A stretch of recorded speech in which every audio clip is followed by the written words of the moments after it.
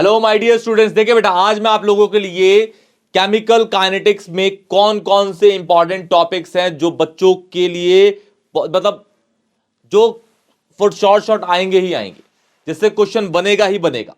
ठीक है, मैं आपको बताता हूं किस तरीके से क्वेश्चंस बनेंगे यहां पे। ठीक है ना। अच्छा, एमसीक्यूज के किस तरीके क्वेश्चन आ सकते हैं वो भी आपको इस वीडियो के अंदर बनाऊंगा, ध्यान से देखिएगा बेटा। चलिए स्टार्ट करते हैं। Important topics of chemical kinetics 2023 से 24 का बोर्ड का है बेटा। चलिए स्टार्ट करते हैं बेटा।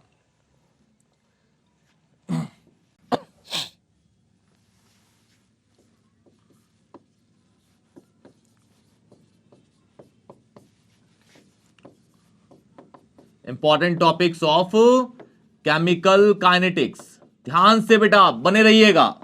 केमिकल काइनेटिक्स ध्यान से बने रहिए बेटा।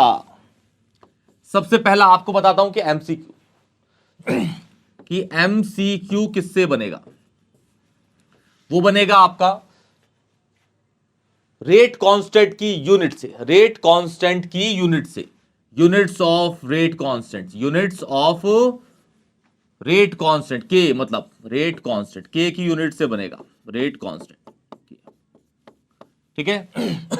एक इसके अंदर ना पॉइंट याद रखिएगा, ये भी एमसीक्यूज का ही है। ठीक है, जनरली क्वेश्चन बहुत सारे सैंपल पेपर्स में आ रहा है ये क्वेश्चन कि फोटो केमिकल रिएक्शंस का जनरली ऑर्डर क्या होता है। फोटो केमिकल रिएक्शंस का ऑर्डर क्या होता है भाई। डायरेक्ट रिएक्शन दे देगा, उसके अंदर आपको सनलाइट यूज होगा, सनलाइट रिएक्शन के अंदर सनलाइट यूज होगा।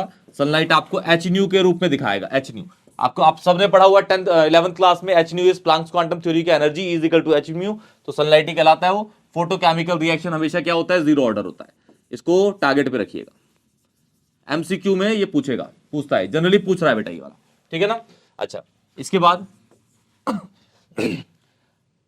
आपकी न्यूमेरिकल्स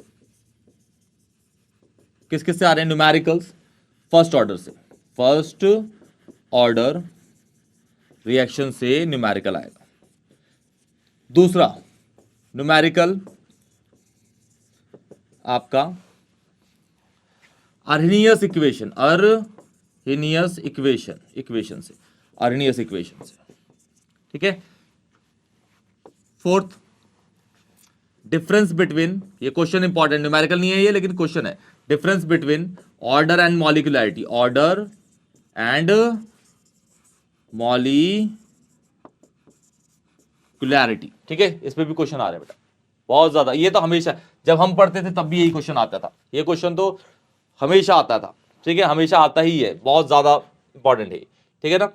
ओके, अच्छा इसके बाद आपका है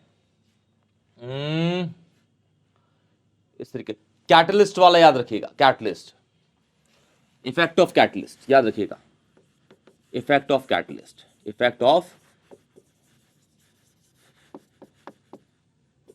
कैटलिस्ट कि भाई किसी भी रिएक्शन के अंदर अगर हम ऐड कर देते हैं क्या, कैटलिस्ट ऐड कर देते हैं कैटलिस्ट, तो सबको पता ही है वैसे तो। ठीक है, कि जो रिएक्शन होती थी ग्राफ वो ऐसे जाता था पहले, फिर जैसे ही ये विदाउट कैटलिस्ट है, फिर बाद में ऐसे जाता है जब कैटलिस्ट, ये विद कैटलिस्ट होता है विद, और ये हो जाता है विदाउट, है ना, विदाउट वाला, विदाउट कैटलिस्ट। तो इसको याद रखिए, एक्टिवेशन एनर्जी घटा देता है, ये जो है घटा देता है। ठीक है ना। और इसके 3 फॉर्मूलेज हैं, इसके 3 फॉर्मूले हैं इसके, याद रखिएगा तीनों को। ठीक है, क्लियर बेटा। तीनों फॉर्मूलेज इसकी याद रखिएगा। इक्वेशन सबको पता ही होगी इसकी, क्या होती है, K is equal to AE minus EA का E अपॉन RT, ये वाली इक्वेशन है। इससे 2 ड्राइव इक्वेशन बनती है, एक सिंगल टेम्परेचर पे और एक डबल टेम्परेचर पे। 2 टेम्परेचर होते हैं। ठीक है, एक सिंगल और एक डबल टेम्परेचर। तो ये आपके इंपॉर्टेंट टॉपिक्स है बेटा केमिकल काइनेटिक्स की। कोई भी डाउट होगा तो प्लीज मुझे कमेंट सेक्शन में जरूर बताइएगा। इससे पहले इलेक्ट्रोकेमिस्ट्री और सॉल्यूशंस के मैंने मोस्ट इंपॉर्टेंट टॉपिक्स अपलोड कर दिए हैं, आप लोग जाके प्लेलिस्ट में चेक करके देख लीजिएगा बेटा। क्लियर। और ऐसे ही मैं इसके बाद रेगुलर वीडियोस डाल के सारे इंपॉर्टेंट टॉपिक्स आप लोगों को बता दूंगा। अगर आपको किसी भी टॉपिक में प्रॉब्लम है तो प्लीज मुझे कमेंट सेक्शन बताइएगा। एफ ब्लॉक की बहुत बच्चों की वो आ रहे हैं कमेंट कि सर एफ ब्लॉक के इंपॉर्टेंट बता दीजिए। एफ ब्लॉक के भी इंपॉर्टेंट बिल्कुल अलग तरीके से बताऊंगा, और आपको 15 से 20 मिनट का लेक्चर के अंदर ही पूरे के पूरे इंपॉर्टेंट क्वेश्चंस और कॉन्सेप्ट भी क्लियर कर दूंगा। क्लियर बेटा? तब तक के लिए टेक केयर।